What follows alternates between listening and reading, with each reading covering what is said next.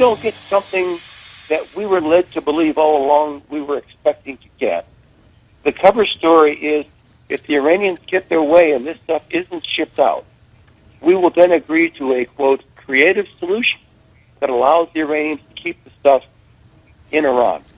Be very, very suspicious of that. You got to watch out for those, quote, creative solutions. Former CIA and NSA Director Michael Hayden on this very program yesterday, as we welcome you into America's Forum again, this time on Tuesday, with Miranda Kahn, J.D. Hayworth. It is great to have you with us. And so it is here, Miranda, deadline day.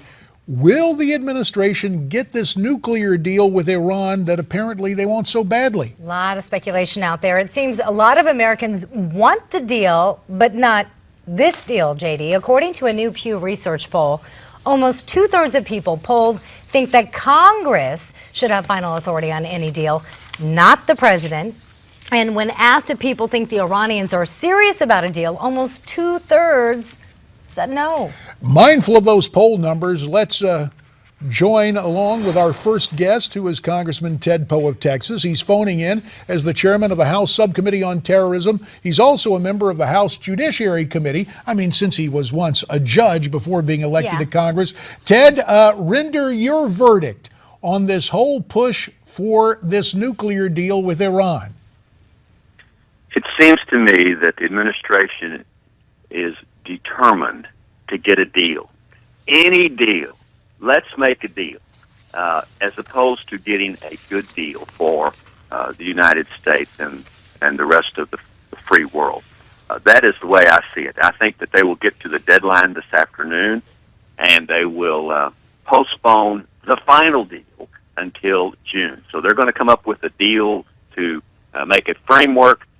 We don't know what that's going to be, but the concern that Americans should have is the fact that the Iranians will not remove from their country the energy fuel to make nuclear weapons and send it to Russia.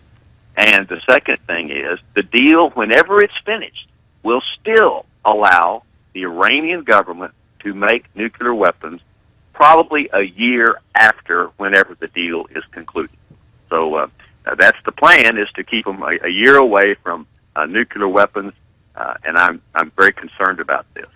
If that's the case, then what should Congress do next? Congress, I think, should impose more sanctions. Sanctions were working. The economy was being crippled, which is the key. I think the plan should be cripple the economy of Iran's government and hopefully help or have the people of Iran remove the totalitarian dictatorship of their country. That I think would be the best solution. Iran does the sanctions were working. That's why they're negotiating in the first place. So rather than let up on the sanctions, we should impose more sanctions, and that's why there is a negotiation now. The sanctions have stopped. The president says he's going to veto more sanctions. I think that's not wise. The sanctions work. Impose them, and I think that's what Congress should do if this deal is a bad deal.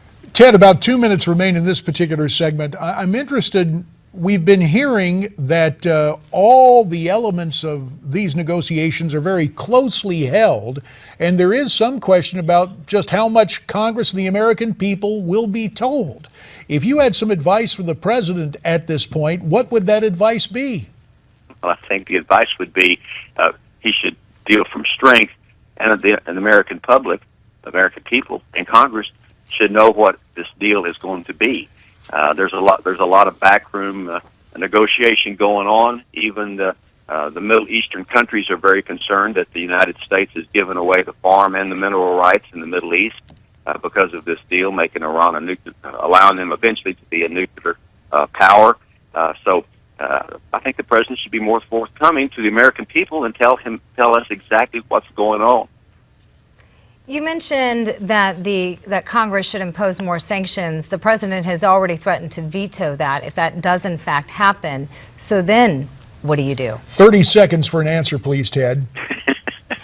Well, I think whatever the agreement is, if it's not one that's in favor of the United States and strong strong defense for the United States. I think Congress should do what Congress needs to do is impose the sanctions. We'll see whether he vetoes sanctions against the country that is determined to destroy the United States or not. Congressman Ted Poe of Texas right there talking about the Iranian nuclear deal and the curious inability of the administration to communicate with members of Congress on this very important proposal.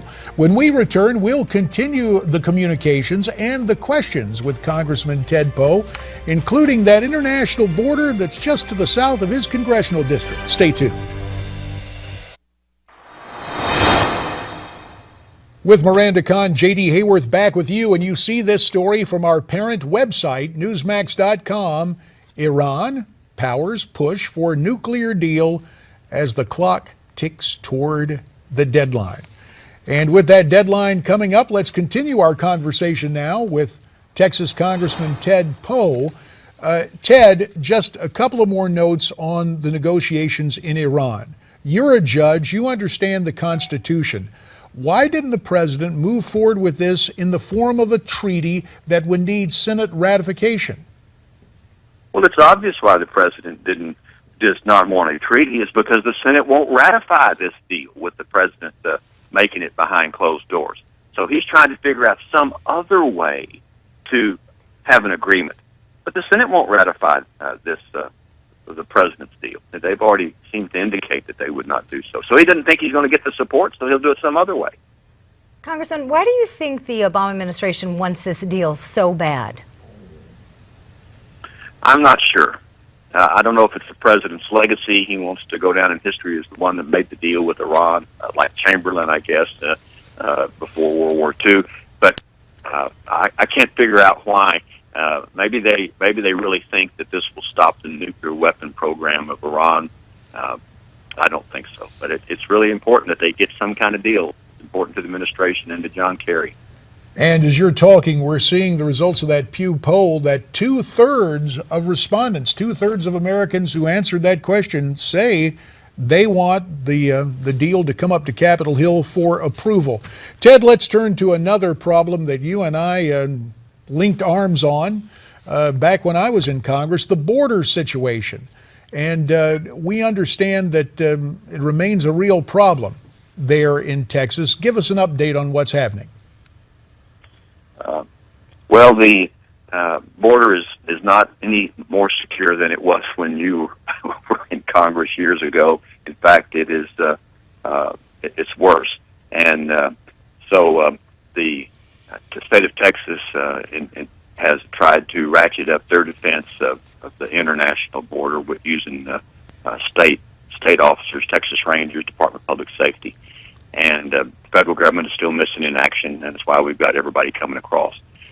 Congress is still trying to come up with a border security plan that will pass Congress, and so that's where we are, J.D. It's very serious. Congressman, you said it's worse than when J.D. was in office. Can you kind of give us an overview of what your state is going through, some of the financial burdens, perhaps?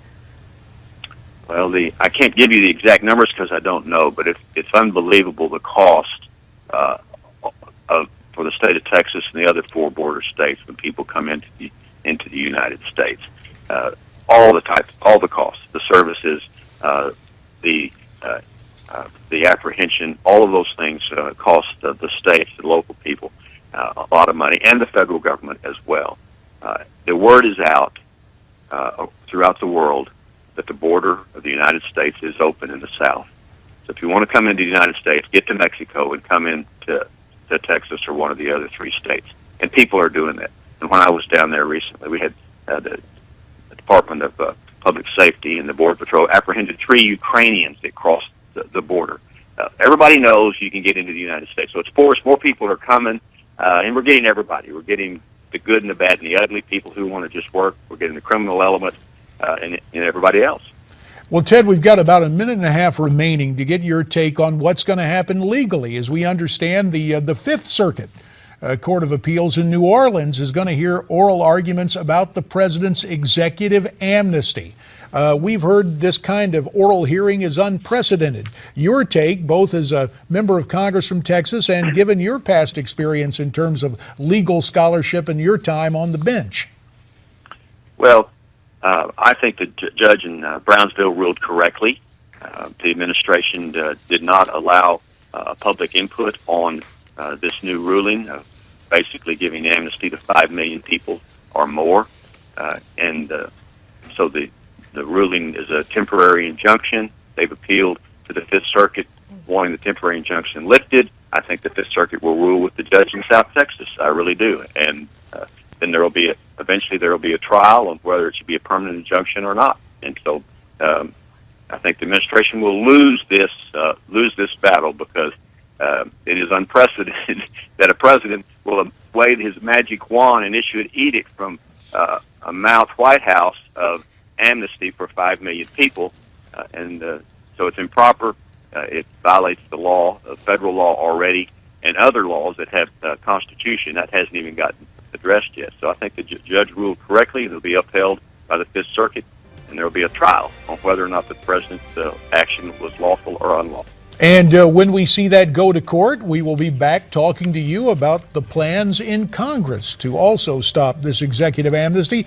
Ted Poe of Texas, a member of the Judiciary Committee and the House Committee on Foreign Affairs. Sir, as always, we appreciate your time and look forward to visiting with you again real soon. Thank you, J.D. Miranda.